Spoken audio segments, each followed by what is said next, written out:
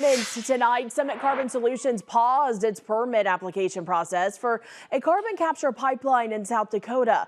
This follows last week's signing of a bill prohibiting the use of eminent domain for CO2 pipelines in the state. Now, Summit had asked the South Dakota Public Utilities Commission for a specific route for Summit to build and operate a CO2 pipeline.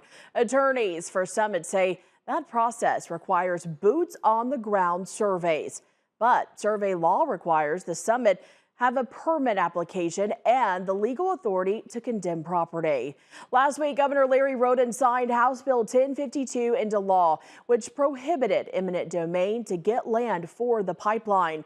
Summit insists the resulting in delays in obtaining the surveys mean the timeline set by the PUC are unrealistic. So Summit has asked the PUC to pause proceedings and extend the current deadline indefinitely. A Summit spokesperson insists the surveys of the proposed pipeline route are, quote, critical to demonstrating the feasibility of construction and operation along the proposed route, end quote.